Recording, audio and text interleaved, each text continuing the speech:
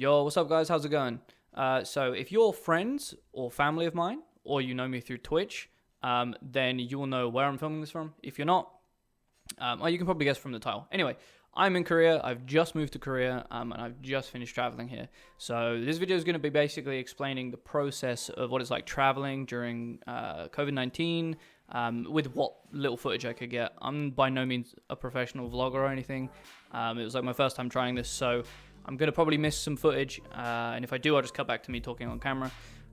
If not, then you'll have some footage. But basically, I'm going to do this a bit more for the rest of my time in Korea. So, let's just jump into it. So, when I arrived at the airport, to be honest, there were more people there than I thought there were going to be. But still, the airport was pretty dead. There weren't many people there at all. There was actually more staff than I expected to see, even though most of the counters were closed off and there weren't actually that many people operating the counters. There was a lot of staff walking around helping people, so that was kind of cool. It was kind of weird when you get past the check-in phase, because normally, in my experience of an airport, you have a lot of time to kill because you have to get there so early. So normally, once you've checked in and you've dropped your bags off, you would normally go to the shops, maybe go to the duty-free or go to a bar or something. Well, most of the shops were shut, like everything was gated off, so the only things you could really go to was either the cafes or the bars where you could grab a drink, but even then, not all of them were even open. So next I moved on to my gate, which I was flying with Qatar Airways, so when I got to the gate, I was given a face shield, and everyone on the plane and in the departure lounge has to wear those. Specifically with Qatar, I don't know if all airlines are like that, I don't think they are, but specifically Qatar handed out face shields and made us wear those while boarding, while on the plane for the whole flight, while transferring between flights, and then on my next flight as well. The gate is all separated, so that social distancing between seats happens too, which, to be honest, is pretty comforting to know that these measures are in place by the airlines. My first flight was the busiest of the two flights I had. It was about 6 hours long, and to be honest, it kind of gets a little uncomfortable when you're wearing the face mask and the shield for so long, but you can take them off to eat, and I think we got to eat like twice on the flight, if I remember rightly. So next I landed in Doha, which, to be honest, that airport was super busy. All of the shops were completely still open. It was like nothing's happened. It's like the pandemic's not even happening. It was so bizarre going from one extreme to the other. The only distancing or the only measures I saw them put in place was the seats in the gates. As you're waiting for your plane, they had the same thing as in Heathrow, where they're boarded off or gated off, so you can't sit next to other people. But even then, the airport just felt like a completely different world. I guess it's because Doha's like a middle stop for a lot of international flights, so I think it makes sense that it was super busy, but I was just so surprised to see it like that. So my next flight was even quieter than the first one. It was super, super quiet.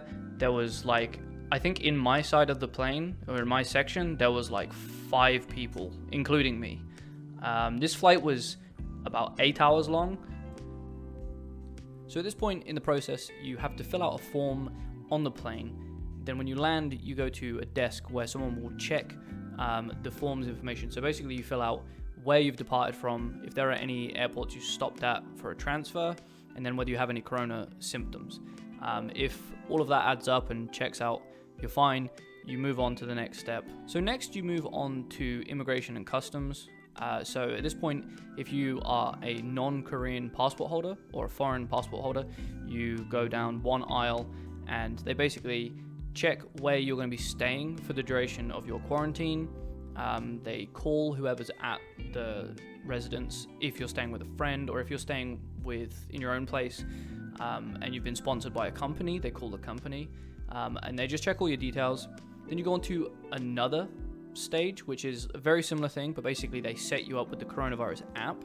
So the app basically is how you track your symptoms while you're in your 2-week quarantine. You basically log whether you have any symptoms, whether you don't, and your temperature each day. You do it twice a day for the full 2 weeks. So after that point, you go further on to another step where you have your passport checked and your visa checked, and all of your information is checked by someone who then prints out a form and then sends you across to another lady in a very similar booth who does basically the same thing, but this time you get your fingerprint scanned, both index fingers, and they take a picture of your face. And then at that point, you just move on. To be honest, the process of actually going through all the customs, I thought was going to be really difficult because of the language barrier, but it actually turned out it was pretty easy. All the people who work there, they're all like really like patient, and they're super accommodating. And obviously they do this every day, do hundreds of people per day. So they can do most of it without even having to talk to you. They just take the forms, they look at the paperwork that they need, they deal with it, and then they give it back to you. Like it's pretty much, you know, you don't really have to do a lot as long as you've got the right paperwork there. I was really lucky because my school and my recruiters helped me process everything first. So I had no nasty surprises or any paperwork that I hadn't filled out because it all been prepared with me before. So, you know, I'm really lucky that I had that. Otherwise, I think I would have probably had a much harder time going through the customs. So after all of those steps before, you have to go collect your baggage, which is obviously easily enough. You just go to the carousel, find your bag. After that, you have to go to the outside of the airport, but you have to make sure that you buy a SIM card. If you don't buy a SIM card, when you get out of the airport and you lose Wi-Fi connection, you're basically you either have to pay through the in international like phone fees, or you don't at all, and then you can't contact anyone. And especially if you're dealing with a school or a friend or someone who's you're contacting in Korea, you're kind of without it. To get a SIM card, you basically just go towards one of the exits. Just ask any of the Korean officials at the airport. They'll point you straight over to the booth where they sell them. You normally just get like a 30-day prepaid card with unlimited data. That will normally do it. Most people use Kakao Talk out here, which is basically WhatsApp, I guess, if you're in not Korea. You will just use data for that, so you can make calls on that, video calls, and you know, all that's the same sort of stuff you would normally. You then find your way to the taxi service. So there'll be different areas depending on which location you're going to. I don't remember the numbers exact, but you go to a number based on which location you're going to, and then you basically ask for a taxi. And taxi cost me about 100,000 Korean won, which works out about 67 pounds, which is fine considering it was like an hour and a half journey. So the taxi took, as I said, about an hour and a half, and the guy pulled up right outside my apartment. He came to the apartment doors with me, made sure that I had like the right code and I could get in. And then I was off. As soon as I came to my apartment, I unpacked and I fell asleep straight away. I just didn't have the energy. I'd been traveling for like 24 hours, almost exact at this point, from the time I left my house to the time when I got in my apartment. So I was very tired and just wanted to pass out. So I made some calls, obviously, back home. But after that, it was nighttime. All right, so to be honest, that's all I have for this video. I was gonna do about like the delivery I got from my school and the quarantine process and a bit more about like the COVID, but I'm actually gonna do that in the next video because there's kind of too much to discuss in one. Like, this video is gonna be really long if not, so I'll do that in the next one. Anyway, I hope this has been somewhat insightful and kind of at least giving you an insight into what it's like traveling during Corona times. If you got any questions, throw them in the comments, let me know. Yeah, but thanks for watching. I'll see you next time. Peace.